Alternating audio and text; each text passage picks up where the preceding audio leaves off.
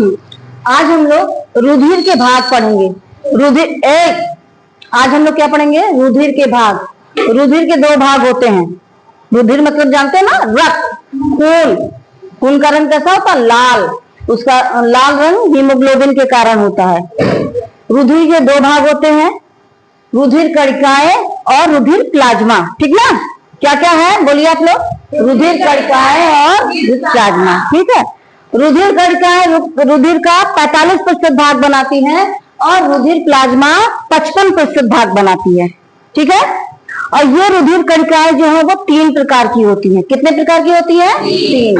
लाल रुधिर कणिका, श्वेत रुधिर कणिका और रुधिर प्लेटलेट्स। आप लोग भी बोलिए, लाल रुधिर कणिका, श्वेत रुधिर कणिका और रुधिर प्लेटलेट। ठीक है। अब लाल रुधिर कणिकाएं क्या होती है? उनको रेड, अंग्रेजी में इसको रेड ब्लड कार्टिकल्स कहते हैं। रेड ब्लड कार्टिकल्स को शॉर्ट में कहते हैं आरबीसी। ये कैसी होती है? गोल, तस्तरीनुमा तथा उभयावतल। उभयावतल मतलब बीच से पिचकी, बीच में पिचकी, किनारे ऐसे। ये देख रहे हैं? बीच से पिचकी रहेगी, बीच से पिचकी, और उसको बीच से पिचका रहेगा दोनों साइड से, तो वो उभयावतल उसको कहते हैं। केंद्रक विहीन, यानी उसमें केंद्रक नहीं पाया जाता। केंद्रक विहीन मतलब केंद्रक नहीं पाया जाता। इसमें हीमोग्लोबिन नामक रंगा पदार्थ होता है, जिसके कारण खून का रंग लाल होता है। यही हीमोग्लोबिन क्या करता है? कार्बन डाइऑक्साइड और ऑक्सीजन का संवहन करता है। संवहन मतलब एक स्थान से दूसरे स्थान को ले जाता है। इनका जीवन काल 100 से 120 दिन होता है। जीवन काल आरबीसी का कितना होता है? 100 से 120 दिन। ठीक ना? और ये बनती कहाँ पे है? अस्थि मज्जा में बनती है, और भ्रूण में ये यकृत तथा प्लीहा में बनती है। इतना क्लियर हो गया? कैसी होती है? उभयावतल, केंद्रक विहीन, उभयावतल, केंद्रक विहीन और हीमोग्लोबिन युक्त होती है, और इनका जीवन काल 100 से 120 दिन होता है। ये अस्थि मज्जा में बनती है, भ्रूण में ये यकृत तथा प्लीहा में बनती है। ठीक है। इनका कार्य क्या है? कार्बन डाइऑक्साइड और ऑक्सीजन का संवहन करना। अब हम आते हैं श्वेत रुधिर कणिकाओं से। श्वेत रुधिर कणिकाओं को अंग्रेजी में WBC कहते हैं, यानी व्हाइट ब्लड कार्टिकल्स। ये आरबीसी से बड़ी होती हैं और अनियमित आकार की। जैसे अमीबा का आकार निश्चित नहीं होता, वैसे ही WBC का आकार जो है वो निश्चित नहीं होता। ये केंद्रक युक्त होती है। लाल रुधिर कणिका केंद्रक विहीन थी, ये केंद्रक युक्त है, और ये रंगहीन होती है, क्योंकि इसमें कोई रंगा प्रोटीन नहीं पाया जाता है। इनका जीवन काल 1 से 4 दिन। इनका जीवन काल कैसा होता है? 1 से 4 दिन। और ये क्या काम करती है? प्रतिरक्षा का काम, यानी कि कोई रोगाणु हमारे शरीर में आया तो उसका भक्षण का काम करती हैं। WBC समझ गए? अगर WBC हमारे में कम हो जाएगा तो क्या होगा? हम अक्सर बीमार रहेंगे। ठीक ना? क्योंकि ये क्या काम करती हैं? प्रतिरक्षा का काम करती हैं। फिर आइए, तीसरा है रुधिर प्लेटलेट्स। इसका एक और नाम है थ्रोम्बोसाइट्स। क्या नाम है? ये इन तीनों में सबसे छोटी होती है, बहुत छोटी होती है। ठीक ना? और ये द्विउत्तली, अभी ये क्या था? उभयावतल था। ठीक ना? और ये कैसी होती है? ये, ठीक ना, दोनों तरफ से उभरी। समझ में आ गया? उभयावतल और उभयोत्तल, द्विउत्तली, दोनों तरफ समझ गए?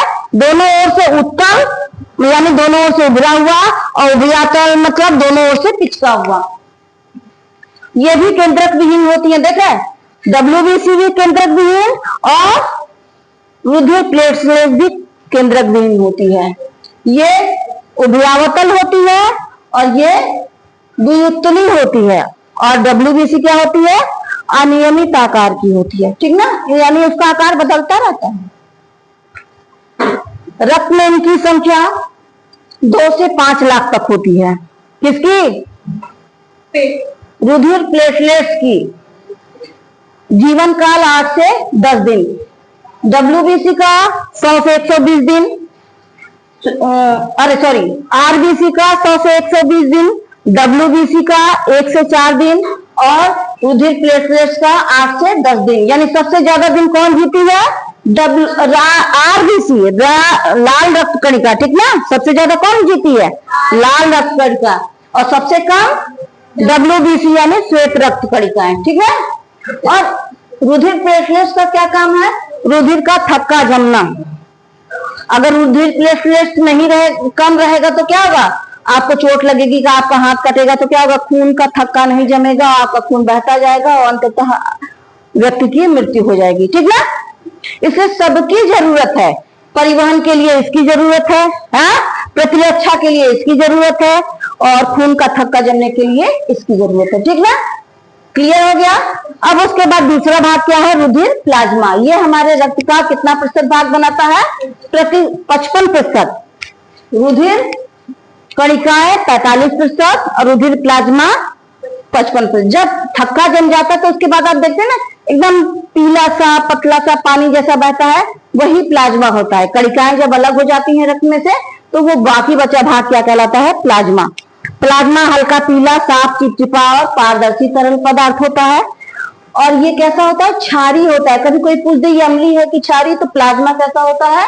क्षारी होता है। इसमें 90% जल होता है और 10% में कार्बनिक तथा अकार्बनिक लवण होते हैं, ठीक ना। 10% क्या होता है? कार्बनिक और अकार्बनिक पदार्थ होते हैं। एक बार फिर रिवीजन करा दे। अच्छा, कुछ क्वेश्चन आप लोगों से पूछते हैं, ठीक ना। लाल रक्त कणिका का जीवन काल कितना दिन है? ठीक। और श्वेत रक्त कणिका का जीवन काल कितना है? और रुधिर प्लेटलेट्स का? ठीक। द्विउत्तलीय कौन सी कणिकाएं होती हैं? ठीक। उभयावतल कौन सी कणिकाएं होती हैं? उभयावतल होती है लाल रक्त कणिकाएं। उभयावतल कौन होती है? लाल रक्त कणिकाएं। अनियमित आकार की कौन सी कणिकाएं होती हैं? श्वेत रक्त कणिकाएं। शाबाश, मतलब आप लोगों को समझ में आ रहा है। और हीमोग्लोबिन नामक रंगा पदार्थ किसमें पाया जाता है? लाल रक्त कणिका में। किसमें पाया जाता है? बहुत जल्दी भूल जा रहे हो भाई। लाल रक्त कणिका में हीमोग्लोबिन नामक पदार्थ पाया जाता है जो ऑक्सीजन और कार्बन डाइऑक्साइड का संवहन करता है, ठीक ना। और लाल रक्त कणिकाएं कहाँ बनती हैं? अस्थि मज्जा में बनती हैं, ठीक ना। क्लियर हो गया? ठीक।